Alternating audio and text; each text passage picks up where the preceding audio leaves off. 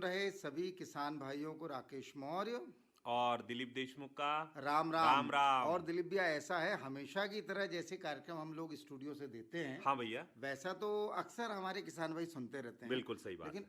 आज जो कार्यक्रम हम सुनवाने जा रहे हैं वो हमने रिकॉर्ड किया है ग्राम जावरा में। अच्छा, और ग्राम जावरा में वहाँ के ग्रामीणों के बीच गए हम, और बहुत अच्छी अच्छी बातें हुई, किसानों से बात हुई, कलाकारों से बातें हुई, और स्कूल पढ़ने वाले बच्चों से भी बातें हुई। बिल्कुल हाँ।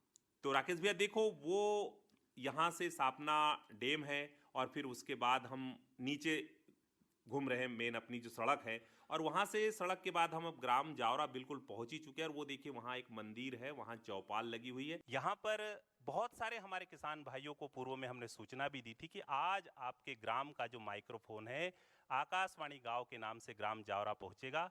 तो चलिए, हम ग्राम जावरा में पहुंच चुके हैं। यहाँ के एक बहुत ही अच्छे मंच पर हमारे सभी किसान भाई यहाँ पर बैठे हैं, हमारा इंतजार भी कर रहे हैं। आप सभी को राम राम। राम राम राम राम राम राम। सबसे पहले मैं जानना चाहूंगा आपका परिचय। मैं गुलाब राम धोटे। जी, तो ढोटे जी, आपका जन्म यहीं पे हुआ क्या? जी, यही हुआ है। कैसा गांव है आपका, कैसी जमीन है, कैसे लोग यहाँ पर खेती करते हैं? यहाँ ज़मीन हर प्रकार की है, कई पहाड़ी ज़मीन है। जी अभी बहुत ज़्यादा किसान मेहनती है, जी और यहाँ पर बांध बनने से थोड़ी अब काफ़ी किसानों में प्रगति हो रही है। काफ़ी यहाँ मतलब उनका पलायन होता रहता था, जी। लेकिन अब काफ़ी किसान उन्नति को बढ़ गए जी। डैम बनने से। और भी समस्या गाँव की जो अभी है शिक्षा संबंधी, जी तो शिक्षा संबंधी भी हमारे कुछ शासन से हमारी चल रही है कि हमारे यहाँ सीएम स्कूल खुल जाएगा, क्षेत्र का विकास अच्छा हो जाएगा, हमारे पास ज़मीन पर्याप्त है। और भी शासन को लेकिन ज़मीन देंगे, लेकिन सीएम स्कूल खोलने की सबकी बहुत बड़ी यहाँ पर अभिलाषा है इस गाँव की। तो किसान भाइयों, जैसे कि आप इनको सुन रहे थे, और इसी क्रम में आज आकाशवाणी गांव के माध्यम से बहुत सारे यहाँ के किसानों से भी हम बातचीत करेंगे, यहाँ के शिक्षा के क्षेत्र से जुड़े लोगों से बातचीत करेंगे, और तमाम चीज़ों की पृष्ठभूमि यहाँ पर हम आपसे ले जाएंगे। मैं प्रेम शंकर मालवी और टीचर हूँ, पैसे से टीचर, और इसी ग्राम जावरा का नेटिव प्लेस है मेरा। और इसी के साथ में शिक्षा से जुड़े जितने भी सहयोगी हमारे जैसे ढोटे जी है, आदरणीय कौड़कर जी है, आदरणीय पोटफड़े जी, और इसके साथ ही शिक्षा के प्रति जो जागरूकता यहाँ पर लेकर के आए हैं, तो उसका श्रेय और धन्यवाद मैं इस रामायण मंडल को भी देना चाहूँगा। बहुत सुंदर बात आपने बताने का पूरा प्रयास किया है। शिक्षा के क्षेत्र में पहले क्या यहाँ पर व्यवस्था थी और वर्तमान में अभी क्या हो गया है, इसको भी थोड़ा बताने का प्रयास करें। जी, शिक्षा के प्रति जहाँ तक मुझे याद है कि जब मेरा बचपना था, उस समय की मैं यदि चर्चा करूँ तो ग्राम जावरा की स्थिति बहुत अत्यंत दयनीय थी शिक्षा के प्रति। अन्य जागरूकता तो जरूर थी, धार्मिकता के आधार पर काफ़ी अच्छा सभी लोगों के विचार थे, मगर शिक्षा एक ऐसी चीज़ होती है जो इन सब से ऊपर उठ करके होती है। धर्म के अनुसार शिक्षा बहुत ज़रूरी है, और शिक्षा के उस समय की हम चर्चा यदि करें तो मैं बताना चाहूँगा इस आकाशवाणी के माध्यम से कि उस समय शिक्षा जो थी यहाँ पर अत्यंत धीमी गति से चल रही थी। धीमी गति से चलने का खास कारण जो ये था कि हमारा साईखंडारा जो जॉइंट है बैतूल से साईखंडारा मार्ग, वहाँ से ये 6 किलोमीटर पड़ता है हमारा ग्राम जावरा।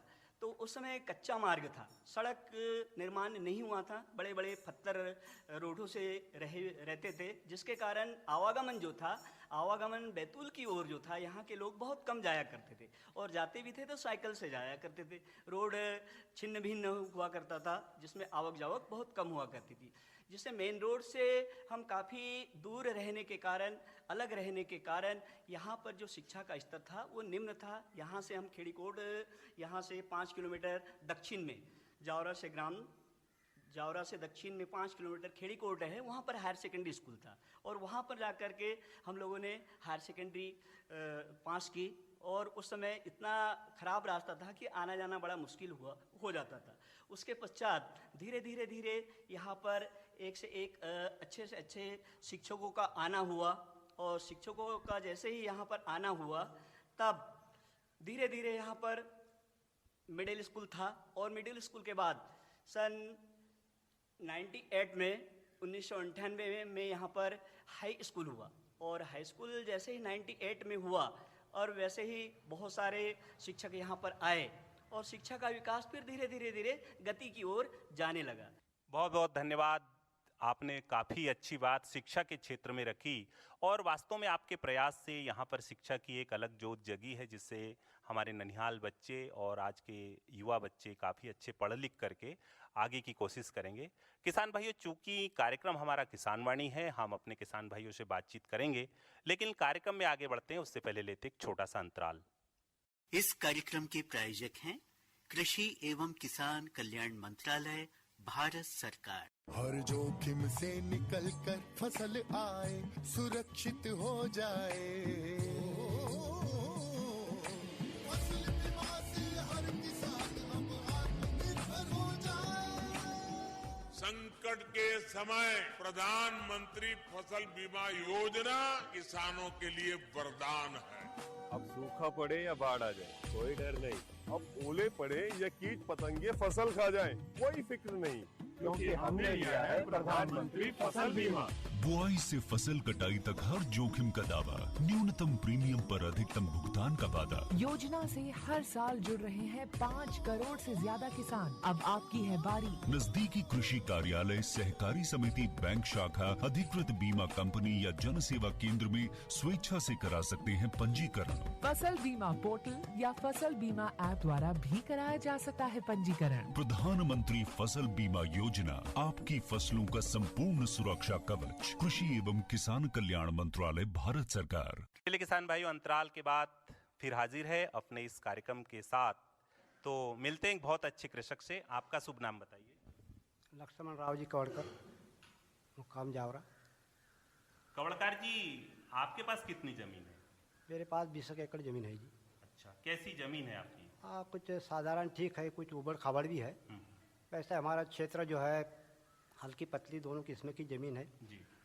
और सोयाबीन की फसल की पैदावार अधिक होती थी और 2-3 साल से सोयाबीन पीछे आ गई है। अच्छा। कुछ लोगों ने मक्का का रकबा बढ़ाया है जी।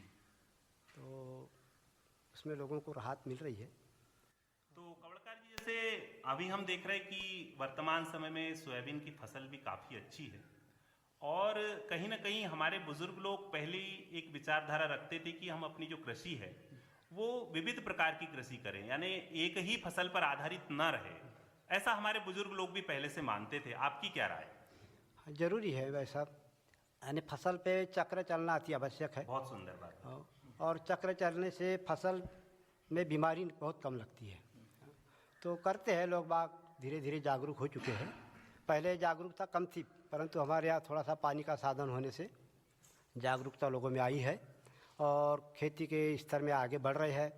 2 वर्षों से बारिश की कमी होने के कारण थोड़ा सा गन्ने का काम पीछे आ चुका है। और तो जैसे कि फसल चक्र की आपने बात बताई थी, क्या ऐसे अपनी खेती में कौन कौन से काम किए हैं आपने जो फसल चक्र में अपनाए आपने? उसमें हर फसल का उपयोग कर रहे हैं। गेहूँ, चना, कुछ तुअल और कुटकी और जगनी वाली फसल तो बहुत कम हो चुकी है आजकल। बहुत अच्छी बात आपने बताने का प्रयास किया है कि जगनी, कोदो, कुटकी, मोटे अनाज की खेती के लिए हम शासन स्तर से भी काफ़ी प्रयास किए जा रहे हैं और कहीं ना कहीं वो हमारी सेहत के लिए भी काफ़ी लाभदायक होते हैं। क्या आपके क्षेत्र में मोटे अनाज के लिए कुछ लोग प्रेरित हो रहे हैं? हाँ, प्रेरित हो रहे हैं। शासन की योजनाओं के ऊपर लोगों का ध्यान है जी और उसका उपयोग कर रहे हैं, पर धीरे धीरे उसकी जो बुआई का रकबा बढ़ेगा। अभी तो कम है। हाँ, पुनः अपने को उस खेती पर आने का पूरा प्रयास करेंगे हम लोग कि कोदो, कुटकी है, जगनी है, अलसी है, इसको भी अगर हम बोते तो कहीं ना कहीं हमारी ज़मीन की उर्वरा शक्ति में काफ़ी बढ़ोतरी होगी और कहीं ना कहीं ज़मीन हमारी अच्छी बनेगी। अभी सोयाबीन कितना लगाया है आपने? सोयाबीन तो सर इस साल 2 एकड़ में लगाया है जी। और वो स्थिति खराब है इसकी। अच्छा। बीमारी लग चुकी है। हाँ, क्या कारण, कौन सी बीमारी है अभी? बीमारी है इसमें पत्ते पीले होना। अच्छा। तो कहीं इसके पहले भी हम पीला मोजेक जैसी बीमारी आती थी जी। और कृषि विज्ञान केंद्र के माध्यम से भी सलाह दी जाती है। क्या आपने ऐसे कोई उपाय किए क्या उसको हाँ, कम करने? उसमें कीटनाशक का उपयोग करते हैं दो पहले तो एक बार कीटनाशक से ही वो बीमारी संभल जाती थी। जी। अब दो बार भी कीटनाशक का उपयोग किया जा रहा है, परंतु वो बीमारी नहीं संभल पाई, इसलिए जो सोयाबीन की जो बुआई का रकबा धीरे धीरे कम पड़ते जा रहा है। और उसके अलावा आपके पास क्या संसाधन है कृषि में? कृषि में है, ट्यूबवेल है, कुआं है। जी। और ट्रैक्टर वगैरह? हाँ, ट्रैक्टर भी है सर। जी। अच्छा, पशुपालन करते हो आप? हाँ जी, है, काफ़ी यहाँ पे लोग पशुपालन का कार्य कर रहे हैं। आपके पास कितने पशु हैं? मेरे पास तो 4-5 पशु हैं सर। जी। गोबर की खाद अपनी खेती में काफ़ी फायदा रखती है, आप क्या समझाइश दोगे किसान भाइयों को गोबर की खाद के लिए? उसके लिए तो सभी लोगों से मवेशी पालने के लिए प्रेरित करते हैं, और ये जो गोबर का खाद है अति उत्तम है। एक बार खेत में डालने के बाद में 4-5 साल काश्तकार को राहत मिल जाती है, इसलिए लोग बाग पाल भी रहे। पिछले 20 समय में कुछ जानवरों की कमी पाई गई थी, परंतु अब डेयरी के हिसाब से भी लोग जानवर पाल रहे हैं, दूध का भी उपयोग हो रहा है, डेयरी भी चल रही है, और जानवरों को पालने के लिए लोगों को काफ़ी प्रेरित शासन की ओर से भी चल रहा है, विभाग की ओर से भी, पंचायत की ओर से भी लोगों को प्रेरित किया जाता है। आपके जीवन में कैसी शिक्षा और आपने क्या क्या काम किए, थोड़ा सा इसके बारे में बताइए। मैंने तो अपना खेती का काम किया जी, और थोड़ा बहुत शिक्षा के ऊपर ध्यान दिया है। स्कूलों के बारे में कुछ ज़मीन नहीं थी, उसके लिए भी कुछ शासन से जैसे भी स्तर से हुए कुछ ज़मीन का भी लाभ उठाया है जी। और वहाँ स्कूल भी खुले हैं, हाई स्कूल खुला है, हाई सेकेंडरी स्कूल खुला है, जिसमें हमारे गांव वालों का भी काफ़ी सहयोग रहा है, और पंचायत के तरफ से 6 एकड़ ज़मीन स्कूल के लिए दी भी है आपने? पंचायत ने जी। और शासन को अब ज़रूरत पड़े तो और देने को तैयार है। अभी अपना एग्रीकल्चर विभाग के लिए भी अपनी कार्रवाई की गई है, और हम चाह रहे थे कि अपना स्कूल का स्तर बढ़े, और उसके लिए हम काफ़ी प्रयासरत है, हमारे गांव के लोग भी प्रयासरत है, और धीरे धीरे शिक्षा का स्तर तो बढ़ा है, ये तो बात तय है। बहुत बहुत धन्यवाद, आपने अपने विचार रखें। किसान भाइयों, और भी हम अपने किसान भाइयों से मिलते हैं। आपका शुभ नाम बताइए। मेरा नाम वामन राव पोटफोड़े है जी। जी। पोटफोड़े जी, आपका जन्म कहाँ पे हुआ? मेरा जन्म यहीं हुआ साहब। जी। अभी वर्तमान में क्या काम चल रहा है आपका? अभी खेती कर रहा हूँ साहब। कौन कौन सी फसलों की खेती की है आपने? मैंने सोयाबीन, मक्का और गन्ना, ये 2-3 खेतियाँ है, 2-3 फसलें। मक्का की अच्छे उत्पादन के लिए हम क्या ऐसी योजना तैयार कर सकते हैं, क्या आपने काम किया है जिससे मक्का फसल अच्छी हो सके? मक्का के लिए पहले तो अच्छी गर्मी में खेती बनाई जाए जी। इसके पश्चात सार निकाल के और अच्छे कंपनी के बीज, सिजेंटा वगैरह जैसे अच्छी कंपनियां हैं, उनके बीज लगाए जाए, और उसको DAP, urea, super phosphate, potash ऐसे खाद मिक्सचर करके दी जाए। जी। और इसके पश्चात दूसरी बार जब मक्का निशाने को आई, उसी के पहले जब तक फूली नहीं तब तक खाद दिया जाना चाहिए, और इसके बाद 2 बार खाद देना पड़ता है, और इसके शुरू में ही निंदानाशक और कीटनाशक शुरू में ही देना चाहिए। तो मेरा ख्याल है कि मक्का की फसल अच्छे तरह ली जा सकती है। अच्छा, बीज एक महत्वपूर्ण भूमिका निभाता है मक्का की। बहुत सारे पहले हमारे जो किसान भाई थे घर का बीज बोते थे, और आज हम देख रहे हैं कि बहुत सारे किसान बाजार से खरीद के नया बीज लाते हैं। दोनों में क्या अंतर दिखाई देता है? उसमें अंतर तो साफ है जी, क्योंकि जो घर का बीज है वो उपज कम होती है, उतना पकता नहीं है, और जो थैलियों का बीज है उपज अधिक देता है और आमदनी अधिक होती है। अच्छा, इस वजह से हम बाहर का बीज लेते हैं। जी हाँ। कौन सी किस्म की वैरायटी आपके क्षेत्र में अच्छे से होती है? अभी सिजेंटा कंपनी की तो अच्छी चल रही है, हमारे क्षेत्र में सिजेंटा कंपनी की ही मक्का मतलब अधिकतर बुआई है। कितने दिनों की होती है वो? 120 दिन की भी होती है और 90 दिन की भी होती है, तो मतलब ये 10-10 दिन का अंतराल 2-3 वेराइटियाँ होती है इसमें, तो 10-10 दिन का अंतर होता है इसमें, 90 दिन से 100 दिन, 110 दिन, 120 दिन ऐसा, तो मतलब अच्छी उपज देती है ये। सब्जियों के बारे में कुछ बताइए, जो आप सब्जी का उत्पादन करते हैं। सब्जी का उत्पादन आज तो फिलहाल नहीं कर रहा हूँ मैं, इसके पहले सब्जी का उत्पादन किया हूँ मैंने। पत्ता गोभी, फूल गोभी, मिर्ची, भटा, टमाटर, करेला, ये सभी सब्जियों के उत्पादन किए हैं। और सबसे अच्छी कमाई वाली फसल मैंने करेला की पाई है। मैं जिस समय में करेला लगाता था उस समय में करेले का भाव 5 रुपये 4 रुपये तक ही रहते थे। आज करेले के भाव 40 रुपये और 60 रुपये किलो के भाव है। मैं और भी काश्तकारों से कहता हूँ कि भैया करेले की फसल लो, करेले की फसल अच्छी आमद देती है। परंतु आज के नौजवान किसान ट्रैक्टर से खेती करने वाले हैं और करेले की इसमें बागुड़ बनाना पड़ता है, तो ज़्यादा मेहनत करना नहीं जानते, इसलिए आज यहाँ जावरा में करेले की खेती कम हो गई है।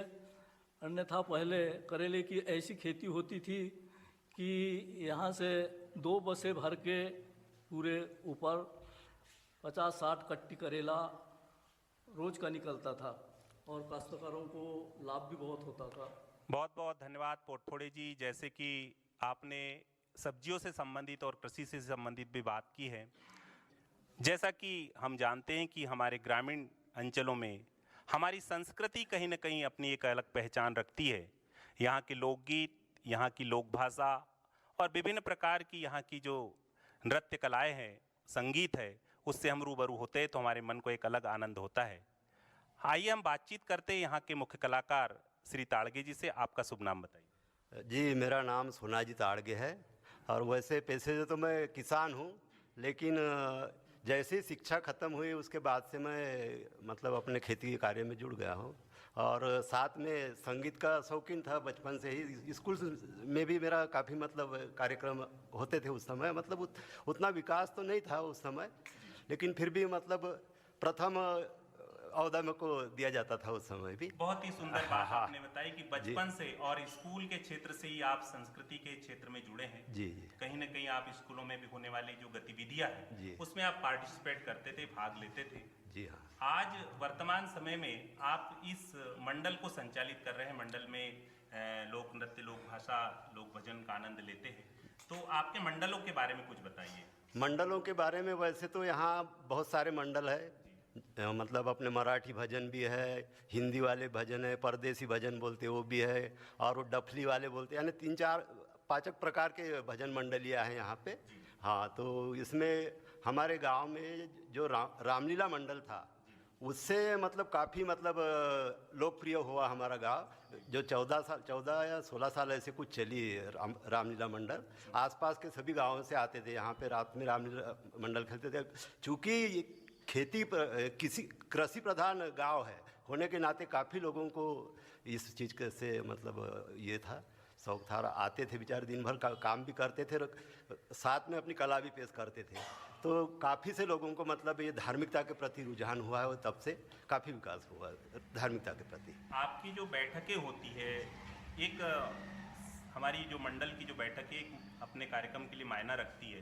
कब कब आपकी बैठक होती है, कैसे आप करते हो? जी, बैठक वैसे प्रत्येक शनिवार बैठक होती है मंदिर पे। अगर किसी के घर पे भी अगर बुलावा आता है मंडल को तो घर पे भी होती है, पर हफ्ते में एक बार शनिवार का दिन चुना है, तो शनिवार के दिन मंडल समय समय पे मतलब क्या करना है, कैसे करना है, यानी आगे की रूपरेखा के लिए तत्पर रहते हैं। आज की जो युवा पीढ़ी है और हमारी जो संस्कृति है जी, आज हम इस संस्कृति को बचाने के लिए हमारे जो रामायण मंडल है, भजन मंडल है, ये कहाँ तक सफलता की चुनौती? आज इसकी सफलता की तो कहानी बहुत ही गजब हो गई है। मैंने जो सोचा था हकीकत हो गया। हो गया, मेरे जीते जी हो गया। मैं सोच रहा था कि मेरे जाने के बाद में मतलब यानी मैं रिटायर जब होऊंगा तो इसको चलाएगी कि नहीं भाई, कोई चलाएगी कि नहीं, ये विचार आते रहता था। लेकिन आज युवा मंडल ने मतलब काफ़ी से बच्चे हैं युवा लोग, उन्होंने हमारी जगह ले ली है और वो संचालित वही करते हैं। हम तो अब कभी कभी बैठते हैं, वैसे डेली नहीं बैठ पाता हूँ मैं भी अब। और काफ़ी से वामन राव जी पोटफोड़े, राम प्रसाद साहू जी, एकनाथ जी माथनकर है, ये हम पुराने मंडल के लोग हैं। मतलब आपकी प्रेरणा से आज की युवा पीढ़ी इस अच्छे कार्य में प्रोत्साहित हुई और जी। कहीं न कहीं अपने गांव की संस्कृति को बचाने में इनकी अहम भूमिका है। जी हाँ, जी हाँ। आगे और आपके यहाँ पर कौन कौन से समय समय पर कार्यक्रम होते हैं संस्कृति से संबंधित? संस्कृति से संबंधित यहाँ पे वैसे कहा जाए तो समय समय पे भागवत भी होती रहती है, और क्या बोलते हैं अपने दुर्गा उत्सव भी बड़ी धूमधाम से मनाया जाता है, और ये गणेश उत्सव तो अभी चल ही रहा, चालू हो गया है, ये भी बड़ी धूमधाम से होता है। यज्ञ भी होते रहते, विष्णु यज्ञ हुआ था एक बार 2006 में हुआ था।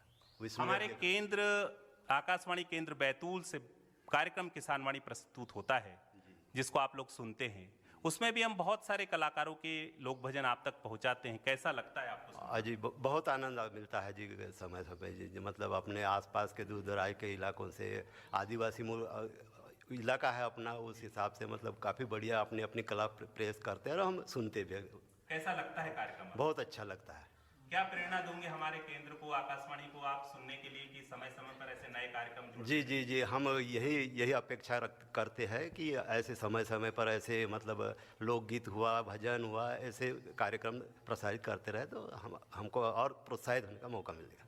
अच्छा, खेती भी आप करते हैं और उसके बाद संस्कृति भजन मंडल से भी जुड़े हैं, तो दोनों काम करने में कभी आपको ऐसी समस्या नहीं आती है? जी आज तक तो नहीं आई, किसी प्रकार की समस्या या बाधा कुछ भी नहीं आए, और बढ़िया सफल मतलब जितनी चाहत रखते हैं उससे ज़्यादा ही होता, पर ठीक ही रहता है। मतलब उससे खुशी एक प्रकार की जो आती है वो अलग ही महसूस। तो धन्यवाद ताड़गे जी, आपने एक बहुत अच्छी पहल अपने गांव में प्रारंभ की। संजय ताड़गे है जी। ताड़गे जी, आपके पास कितनी जमीन है? 20 एकड़ है जी। अच्छा, तो उसमें आपने अभी वर्तमान में क्या क्या लगाया है? अभी मक्का भी लगाई, सोयाबीन भी लगाई, गन्ना भी लगाया। अच्छा, मूंगफली भी लगाई। अच्छा, उड़दा भी लगाया, तुवल भी लगाई। अच्छा, बहुत सारी फसलें हाँ। आपने ली। मुख्य रूप से मैं आपसे गन्ने की बात करना चाहूँगा। गन्ना हमारे क्षेत्र में काफ़ी अधिक मात्रा में होता है, तो गन्ने के लिए सबसे पहले क्या काम करते हो और कैसे आज उसको आप आगे तक? गन्ने के लिए क्या प्लाऊ खेती जुताई करते हैं जी, हार निकाल के बो देते हैं। हमारे युवा साथी भी कृषि माला से जुड़े हुए हैं। आपका शुभ नाम बताइए। जी, मेरा नाम महेंद्र कापसे है, मैं इसी ग्राम जावरा में रहता हूँ। आपकी शिक्षा कहाँ तक हुई है?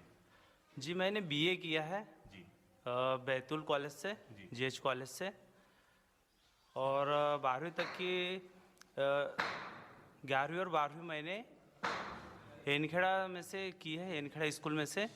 10वीं तक हमारी यहाँ था स्कूल, तो 10वीं तक की जो पढ़ाई की है मैंने गांव से ही की है, और उस समय में हमारे यहाँ अवेलेबल नहीं था स्कूल 11वीं 12वीं, तो हमने एनखेड़ा यहाँ से 4 किलोमीटर दूरी पर एनखेड़ा में प्राइवेट स्कूल से शिक्षा ग्रहण की है।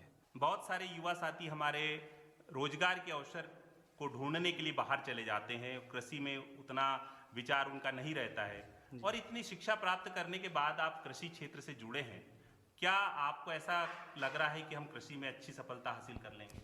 सर, मेरा उद्देश्य पहले ये था कि मैं पढ़ाई करके आर्मी ज्वाइन करना चाहता था, लेकिन किसी कारणवश किस्मत या बोलो अपना लक, उस वजह से वो सपना मेरा टूट गया। तो फिर मैंने कहा कि अब अपने यहाँ खेती है तो खेती ही करते हैं भाई, किसी कंपनी में नहीं गया मैं। बहुत सुंदर बात आपने बताई। आप अपना शुभ नाम बताइए। जी, मेरा नाम हेमंत ताड़गे है जी। मैं पेशे से बिजली विभाग में कार्यरत हूँ। बहुत सुंदर बात आपने बताई और काफ़ी अच्छा आपका काम भी है। ताड़गे जी, वर्तमान समय में बिजली एक थोड़ी समस्या का आ रहा है, और हमारा प्रयास भी है कि हम सौर ऊर्जा का इस्तेमाल करके अपनी कृषि को बढ़ाएं, तो इसमें आप क्या बताना चाहोगे? मैं सभी किसान भाइयों को यही बताना चाहूँगा कि आने वाले समय में लगभग 30 लाख कृषि पंप का सरकार ने टारगेट रखा है जी, किसानों को सोलर पंप देने का। तो आने वाले समय में किसान सोलर पंप से जुड़ने का पूरा प्रयास करें। तो उसके लिए क्या क्या ऐसे प्रारंभिक काम हमारे किसान भाई को करना होगा अगर कोई किसान सोलर पंप से जोड़ना चाहता है तो? विद्युत विभाग के संपर्क में रहना पड़ेगा अभी आपको जी। आने वाले 1 साल में लगभग वो योजना चालू हो जाएगी। तो उसके लिए कुछ ऐसे आवेदन वगैरह हमारे किसान भाई से भरवाएंगे कुछ? जी हाँ, जब योजना आएगी तो उसके लिए विस्तृत जानकारी अभी पोर्टल पर आएगी। हाँ हाँ। तो उसमें प्रचार प्रसार किया जाएगा सरकार की ओर से।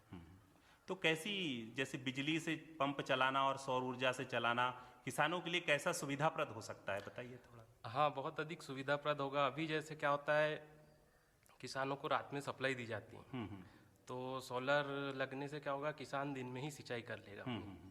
तो उसमें जैसे कुछ स्थान का भी देखना पड़ेगा चयन कि कहाँ अपना किसान लगा सकता है, उसको कितनी दूरी हो सकती है सिंचाई स्रोत से? नहीं, उसके लिए तो ऐसा है कि प्रत्येक किसान अपने खेत में लगा सकता है। जी। तो उससे मतलब वो क्षमता के अनुसार लगेगा? हाँ, 5 HP 10 HP जैसे जो किसान का पंप है उसकी आवश्यकता के अनुसार। किसान भाइयों, विभिन्न प्रकार के कृषक भाई हमारे क्षेत्र में कृषि कार्य करते हैं। आइए, एक बहुत ही अच्छे कृषक है हमारे बीच में, उनसे हम बातचीत करते हैं। आपका शुभ नाम? एकनाथ मातंकर। अच्छा, आपके पास कितनी जमीन है? 14 एकड़ से। क्या क्या कृषि कार्य में आपने लगाया? बाड़ी है, गन्ना है। अच्छा, गन्ना बाड़ी और मक्का और सोयाबीन।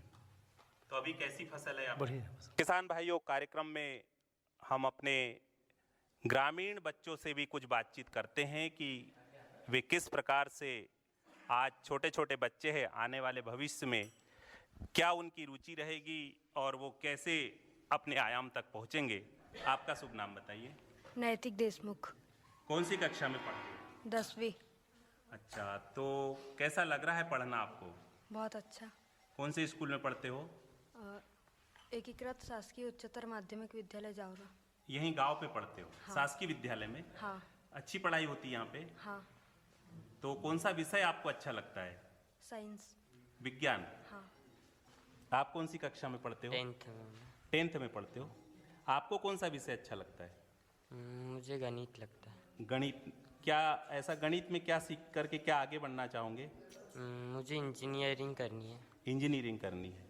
अच्छा, बहुत अच्छा लगता है गणित? हाँ, कठिन भी लगता है पर रुचि जिसमें है वही तो करना है। आपकी अच्छी रुचि है गणित में? अच्छा, आपका नाम क्या है बेटा? प्रणव देशमुख। प्रणव, आप कौन सी कक्षा में पढ़ते हैं? 9th में पढ़ते हैं। तो बचपन से यही पढ़ रहे हैं कि कहीं बाहर भी पढ़े आप? यही पढ़े। प्राइवेट स्कूल में पढ़ते हैं या सरकारी? सरकारी।